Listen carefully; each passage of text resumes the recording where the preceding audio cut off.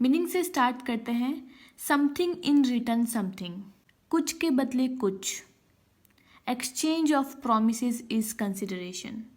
एक एग्जाम्पल से समझते हैं। अंता ने प्रॉमिस किया बंता को कि वो अपना घर बेचेगा 10 लाख रुपए में। तो यहाँ पे अंता को मिलेंगे 10 लाख और बंता को मिलेगा घर। दोनों के ही प्रोमिसेस एक्सचेंज हो रहे हैं। एक अपना घर दे के प्रॉमिस कंप्लीट कर रहा है और एक रकम चुका के। ठीक है, मैंने डेफिनेशन भी लिखी है सिंपल लैंग्वेज में। Consideration means something which the promisor receive from the promisee in return for his promise. Consideration का मतलब समथिंग यानी कुछ जो कि प्रॉमिसर रिसीव करता है प्रॉमिसी से। किस चीज़ के बदले? प्रॉमिस के बदले।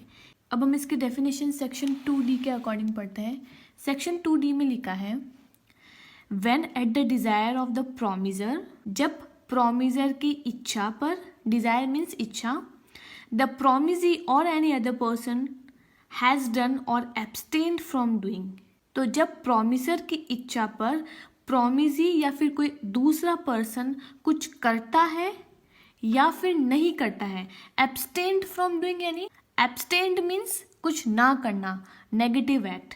ठीक है, और डज और एब्सटेन फ्रॉम डूइंग, या फिर वो कर रहा है या फिर वो कुछ नहीं कर रहा है। और promises टू डू और टू एब्सटेन फ्रॉम डूइंग, या फिर वो प्रॉमिस कर रहा है कि मैं ये करूँगा या फिर नहीं करूँगा, या फिर वो प्रॉमिस कर रहा है कि मैं नहीं करूँगा।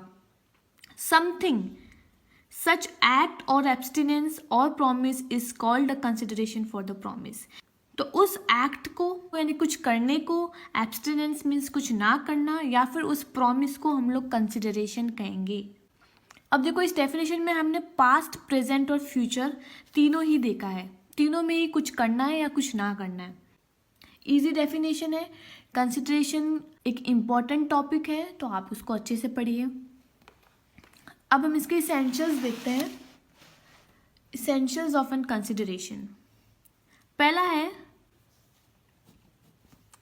Consideration must be at the desire of the promisor. Consideration promisor के डिजायर पे होना चाहिए, प्रॉमिसर की इच्छा से होनी चाहिए। यानी जो कंसिडरेशन जो मूव्ड होगी वो प्रॉमिसर की इच्छा से होगी। एक एग्जांपल से समझाते हैं। ए को नौकरी मिली एक इंस्टीट्यूट में, उसको एम्प्लॉयमेंट मिला एक इंस्टीट्यूट में, और वहाँ के डायरेक्टर ने उसको कहा कि आप इस इंस्टीट्यूट में मर्केंटाइल लॉ पढ़ाएंगे। ठीक है, लेकिन वो मर्केंटाइल लॉ ना पढ़ाकर इकोनॉमिक्स पढ़ाता है बच्चों को। तो यहाँ पे जो ए है जो इकोनॉमिक्स पढ़ा रहा है उसको रेम्यूनरेशन नहीं मिलेगा, वो क्लेम नहीं कर सकता रेम्यूनरेशन को, क्योंकि उसने कुछ किया ही नहीं है। किसके डिज़ायर पे? प्रॉमिसर के डिज़ायर पे। प्रॉमिसर तो मर्केंटाइल लॉ पढ़वाना चाहता था, तो he can't claim the remunerations there. यहाँ पे एक इम्पॉर्टेंट केस है, दुर्गा प्रसाद वर्सेस बलदेव, 1881 का केस है। इस केस में यहाँ पे जो बलदेव है इसने क्या करा कि कुछ पैसे खर्च करके और मार्केट कंस्ट्रक्ट करी। और ये किसके कहने पर उसने मार्केट कंस्ट्रक्ट करी? At the desire of the collector of the district. District का जो कलेक्टर था उसके कहने पे बलदेव ने एक मार्केट का कंस्ट्रक्शन किया। अब उस मार्केट में दुर्गा प्रसाद नामक व्यक्ति एक शॉप खरीदता है और दुर्गा प्रसाद ने प्रॉमिस किया बलदेव को कि वो जितनी भी चीज़ें बेचेगा अपनी दुकान से उसका कुछ परसेंटेज या फिर कुछ कमीशन जो है वो बलदेव को देगा। बाद में दुर्गा प्रसाद ने बलदेव को पैसे नहीं दिए तो बलदेव ने क्या किया? सूट फाइल कर दिया कोर्ट में। कोर्ट कहती है दुर्गा प्रसाद ने तो यहाँ पे प्रॉमिस किया था कि वो कमीशन देगा, लेकिन बलदेव ने तो कोई कंसिडरेशन नहीं दिया दुर्गा प्रसाद को। और दूसरी चीज़, जो बलदेव है उसने दुर्गा प्रसाद के कहने पर कंस्ट्रक्शन नहीं किया था, उसने तो कलेक्टर ऑफ डिस्ट्रिक्ट के कहने पर कंस्ट्रक्शन करी थी, दुर्गा प्रसाद के डिज़ायर से नहीं करी थी।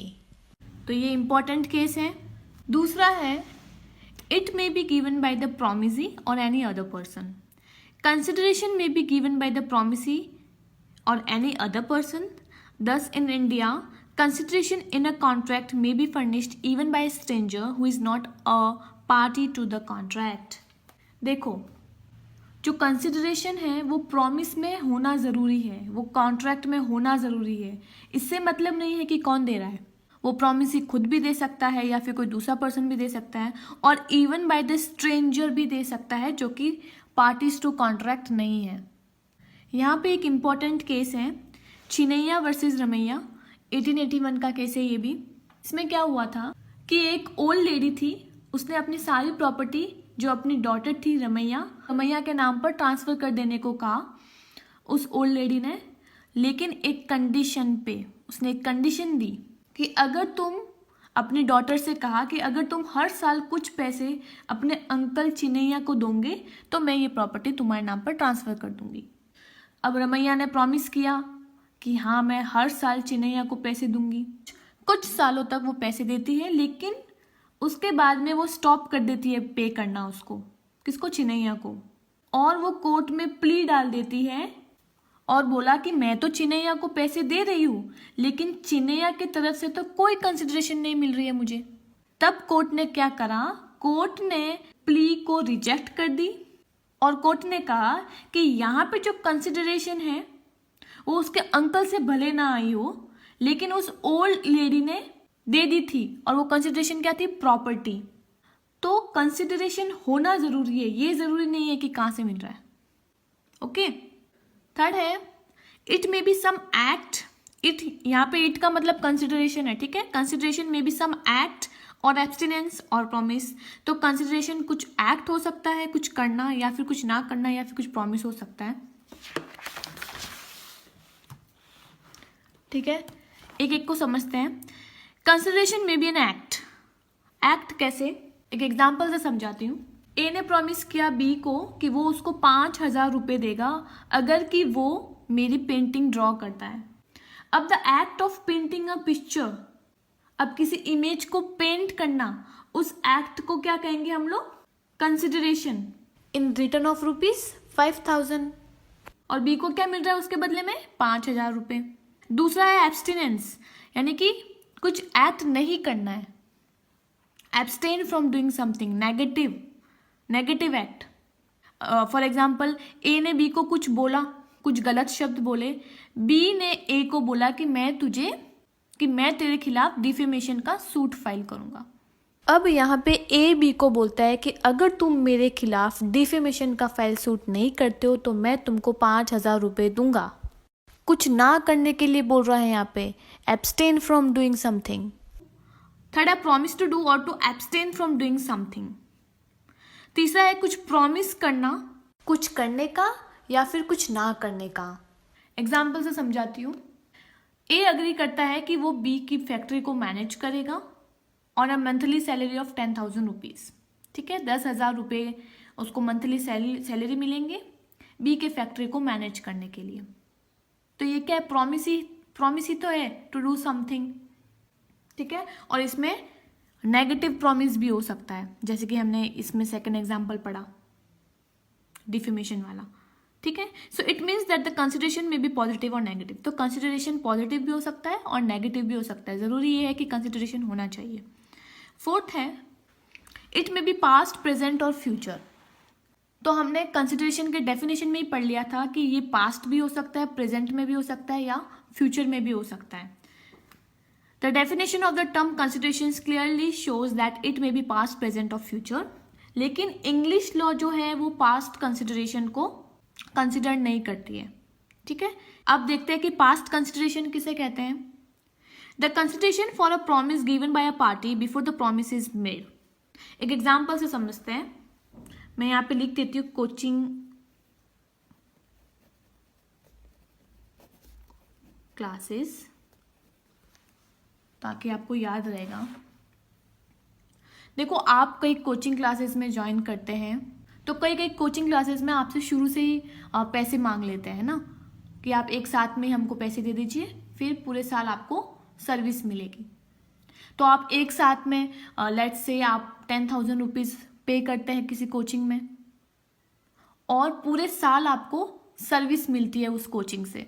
तो ये क्या है, पास्ट कंसिडरेशन ही तो है, क्योंकि the consideration is already paid in past, ठीक है। कंसिडरेशन पहले ही पेड होती है और प्रॉमिस का परफॉर्मेंस बाद में होता है। नेक्स्ट इज पास्ट हो गया। प्रेजेंट कंसिडरेशन, प्रेजेंट कंसिडरेशन को हम लोग एग्जीक्यूटेड कंसिडरेशन भी कहते हैं। एग्जाम में अगर आ जाए कि what is an executed consideration, तो ये प्रेजेंट कंसिडरेशन की बात करा है, घबराना नहीं है। तो when the consideration from one party to another move simultaneously with the promise is called present consideration. Simultaneous मतलब एक साथ, जब कंसिडरेशन दोनों पार्टी से एक साथ में मूव हो रही है। देखो for example, A buys a TV set from B shop and pays the price immediately. A ने कुछ टीवी सेट खरीदे बी के शॉप से, ठीक है, यानी कि ए ने टीवी सेट्स ले लिए और बी ने पैसे ले लिए, दोनों का काम एक ही साथ में हो रहा है simultaneously, and pays the price immediately.